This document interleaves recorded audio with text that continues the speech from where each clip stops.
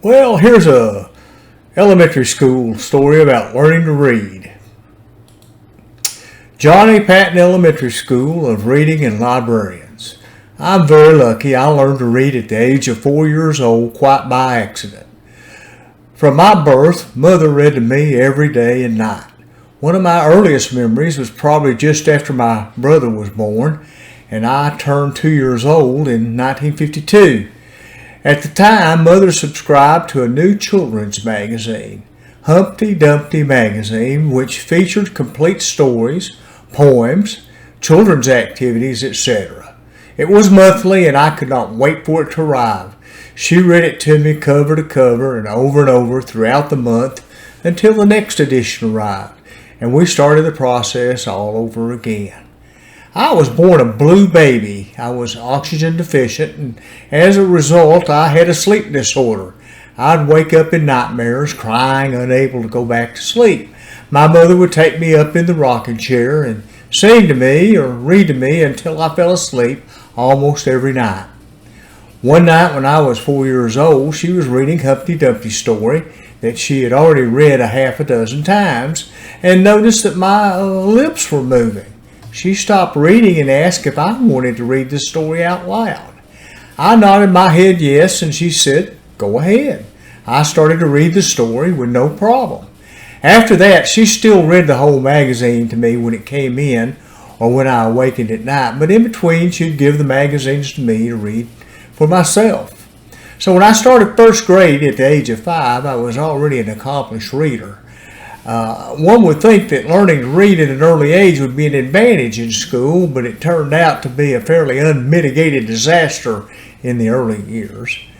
Individualized learning and flexible curriculum were unheard of in the 1950s. The instructional structure was rigid and one size fit all. Reading classes consisted of my first grade teacher, Mrs. Strickland, organizing the reading periods into groups of 6 or 8 students who, in theory, all had similar reading skill levels.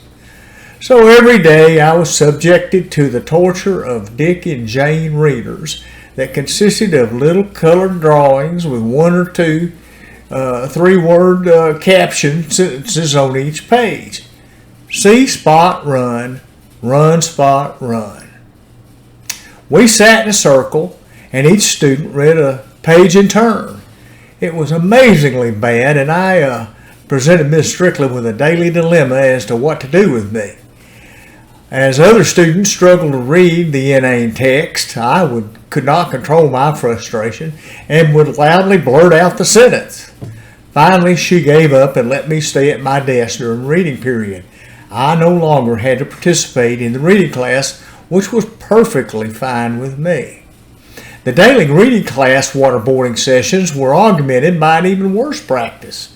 The 4 walls of the library were covered in bookshelves. The low bookshelves under the window on the outside wall were filled with books with white handwritten letters with easy written on the binder. The easy books were reserved for the first grade through the 3rd grade students. While nothing is inherently wrong with this practice, the problem was that children in these grades were prohibited from checking out any other books in the library. I chafed quietly under this policy throughout the 1st grade year, but by the 2nd grade I'd had enough and decided to rebel.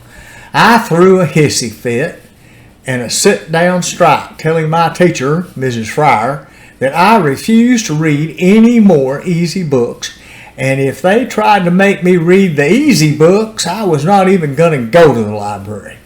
She consulted with the librarian, who stuck to her guns, but they could not figure out any way to make me comply. Ms. Fryer and my mother were very close personal friends, so she decided to call my mom. She explained the situation to Mom and asked her what she thought. Mother replied, "Well, I think it's obvious. Let him pick out his own books and read what he wants." So I and a couple of other students who were advanced readers were liberated. It was my first successful coup. Over the years, I read almost all the books in our small library. In 5th grade, we got a new librarian, Ms. Calabero.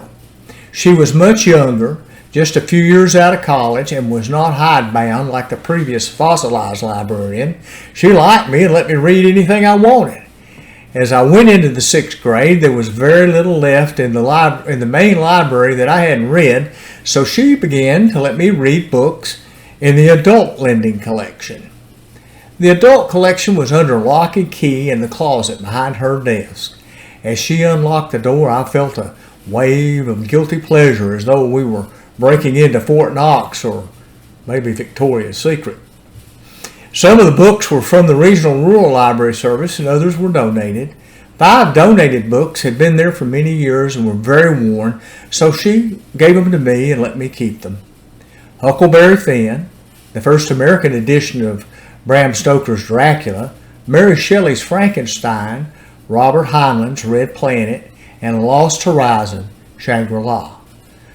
They are still in my collection. They were my first adult books and formed the core of my collection and the basis for my love of horror, science fiction, fantasy, adventure, and of course the writings of Mark Twain. All these books were impactful on my life and my thinking in many different ways. Years later, when I was in college, my mother went back to school and got her library science certificate from the University of Tennessee. She became a librarian at the same elementary school I attended as a child. When she got the position, I asked her if the books were still segregated by grade, and she said yes.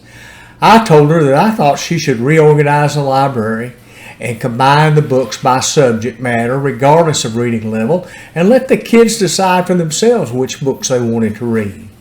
She took my suggestion. She was a great asset to the school. The children loved her, and I was proud that she thought my idea was a good one. Thank you.